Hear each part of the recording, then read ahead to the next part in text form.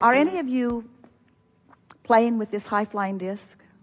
Are you feeling the difference in your experience? Let's start with despair. Tremendous resistance in despair. Fear, tremendous resistance in fear. Revenge, slightly less resistance in revenge. Anger, slightly less resistance in anger. Frustration, quite a bit less resistance in frustration.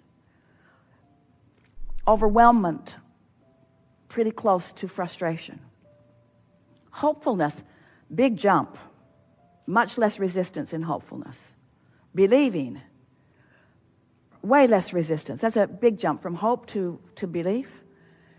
So when you get into those categories that we're describing as hope and belief and knowing, that feels like sureness, feels like confidence, it feels like certainty, it feels like clarity, it feels like passion, it feels like enthusiasm, it feels like laughter, it feels like fun, it feels like jovial, it feels like upliftment, it feels like lighthearted, it feels like easy, it feels like funny, it feels like love, it feels like appreciation. So when you get into those emotions that feel like that, you only know it because you've had the comparative experience. You see what we're getting at? So achieving that, you can all do that. We could tell you a story right now, and if we held you in concentration for a minute or two or three or four or five, we would bring you unquestionably to a feeling of love and appreciation. That's what those rampages are that we all get on together every now and again.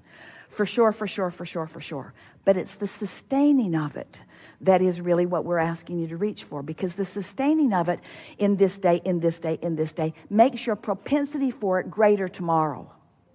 And then the sustaining of it tomorrow makes your propensity for it greater the next day, until it just becomes so natural for you that it just feels odd when you're off. So that if someone presents something to you that initially feels good, and you acknowledge how you usually feel, and you identify with specifics what feeling good really is, then you can feel the offness of anything. You'll get to the place where you'll just know when a person enters your experience whether you want to proceed or withdraw. You'll know when any idea that they are presenting enters your experience whether you're wanting to proceed or withdraw. And your initial response to it is almost without question the right one.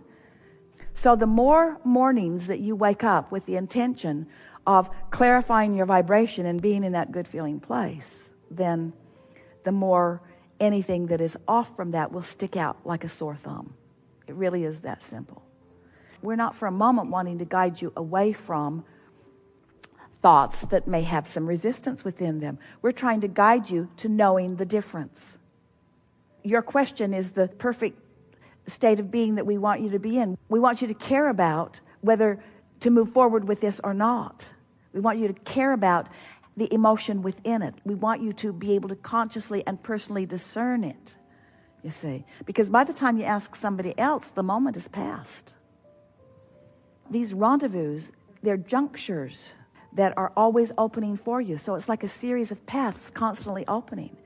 And when you've been in a consistent vibration, the path just opens and opens and opens and opens and opens and opens and opens and opens and opens and opens and not only leads you pretty swiftly to where you want to be, but it's really a delightful journey on your way to where you want to be. And the same thing is happening with the paths that are opening to the things you don't want. And we just think it would be a really nice thing, and it's ridiculous for it to be any other way for you.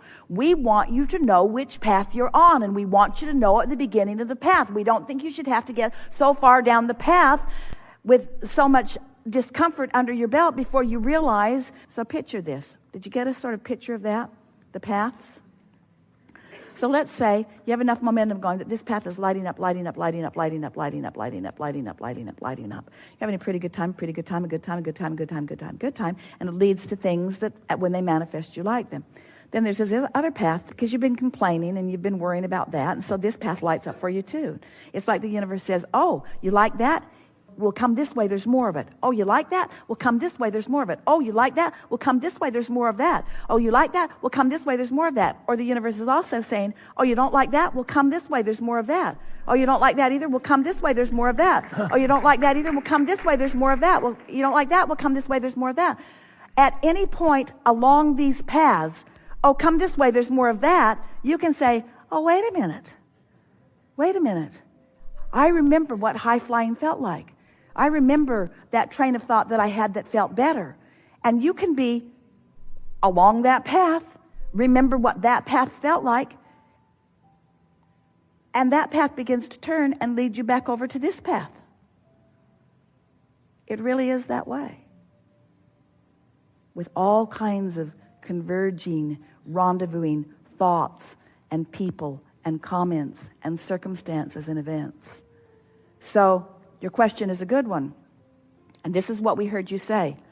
Abraham, how far along my negative path do you think I should go before I decide to do something different? That's what we heard you say. And our answer is not that far. Not that far.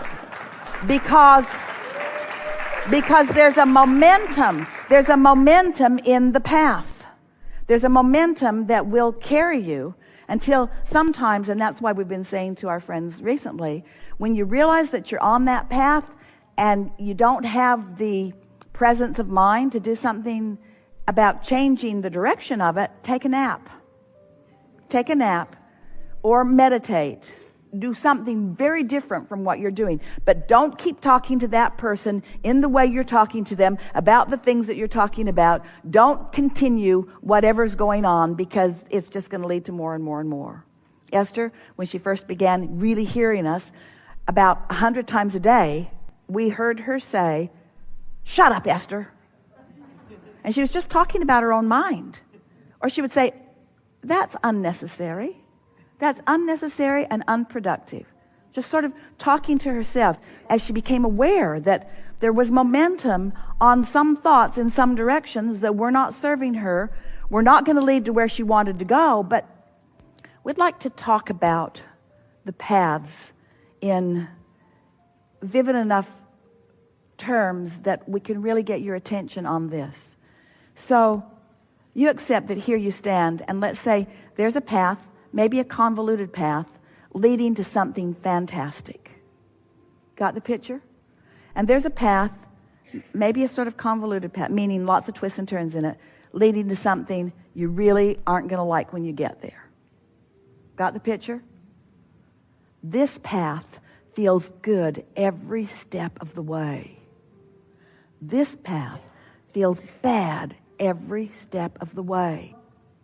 So maybe we're finding a way to say to you something that we've been saying to you for a long time.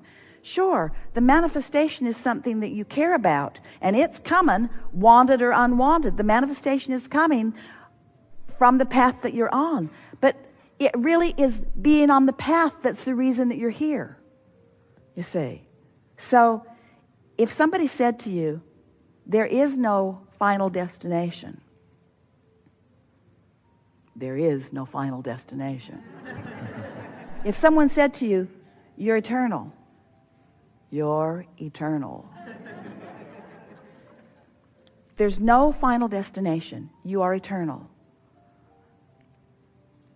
But you have the choice of feeling good now on your way to never getting it done.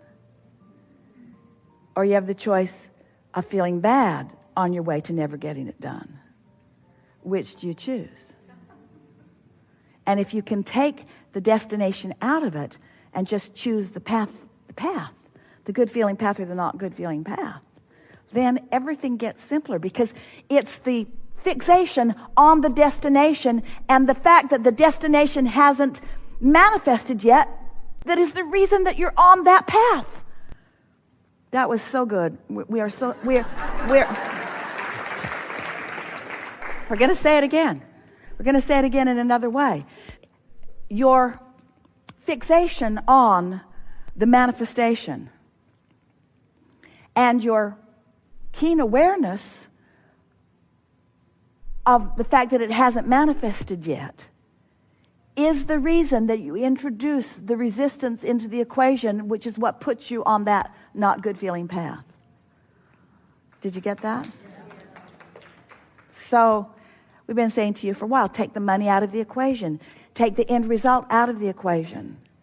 And that's what this determination to get on the high-flying disc is. What are you doing today? I'm getting on the high-flying disc. Why? Because I like being on the high-flying disc. Well, but what does that mean? It means I feel really good on the high-flying disc. But where does it lead to? It doesn't matter because I'm on the high-flying disc. Well, why do you do it? Because it feels so good to be on the high-flying disc. But what does it get you? Feeling good on the high-flying disc. But where are you going with that? It doesn't matter because I'm on the high-flying disc. But why do you do it? Because it feels so good to be on the high-flying disc. But where is it leading? Doesn't matter. I'm on the high-flying disc. But where is it leading? To more good-feeling things. Like what? It doesn't matter because I'm on the high-flying disc. And we know that just seems ridiculous in this world where you have planned and set goals and been deliberate and gone to school and got grades and have all kinds of people that are analyzing everything that you do in relationship to everything that everybody else is doing. And we say, stop it. Stop comparing yourself to everything and compare yourself to only one thing, which is your relationship with your source. And your source is on the high-flying disc.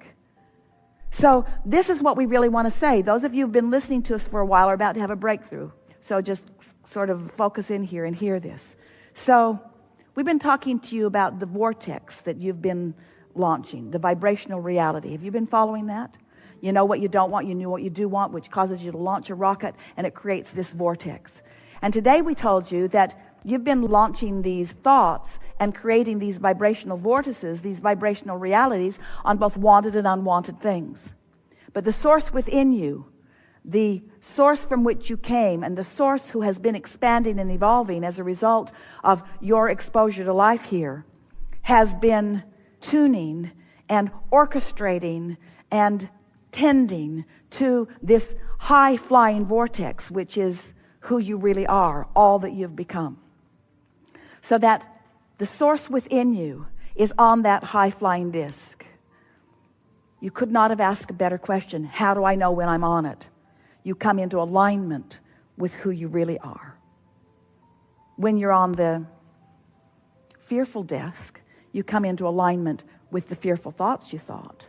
And you come into alignment with other people who have thought those same fearful thoughts. And you come into alignment with experiences that aren't fun when they come, that bring you fear when you think about them or when you experience them. When you're on the frustration disc, you rendezvous with others who are frustrated, and you rendezvous with bad traffic and incoherent others. You rendezvous with disorganized others. But you don't rendezvous with the source within you on the ornery disc. And you don't rendezvous with the source within you on the fearful disc. And you don't rendezvous with the source within you on the hopeful disc. You rendezvous with the source within you on the high-flying disc, you see. That's how you know. That's how you know. When you consistently rendezvous there and you begin thinking thoughts, you begin to feel energy moving through your body. Visceral energy you can actually feel. Esther is sitting, writing on her focus wheel with her magic pen and waving her pen around in the air, and it feels to her as if she has the power of the universe, and she does, at her back, and she does, flowing through her focus toward whatever it is that she is choosing. World events, doesn't matter. Doesn't matter how big or small her object of attention is. She can feel that energy coursing through her body when she's on that high-flying disc. There's no mistaking when you're on the high-flying disc. Your elation goes higher and higher and higher and higher until you've got energy running through your body. Are any of you getting it now? Are any of you beginning to feel that rhythm, that energy moving through you? And when you are in that state of focused being, with that kind of energy coursing through you, and you are looking outward to anything that you care about, you are moving down that path toward it. That path is being widened and deeper. It is more logical that you and others will follow. You are creating a current that means that not just you will go down the path, but others who are also on their high-flying disc, we swept in that path with you. So that the thought that you think is just your thought is never just your thought. It's a collective thought. It's coming from a collective consciousness. It's coming from the high-flying disc. You see, there's no mistaking the difference between the high-flying disc and the less than high-flying disc. There's no mistaking it. And in 30 days, you will have taught that to yourself.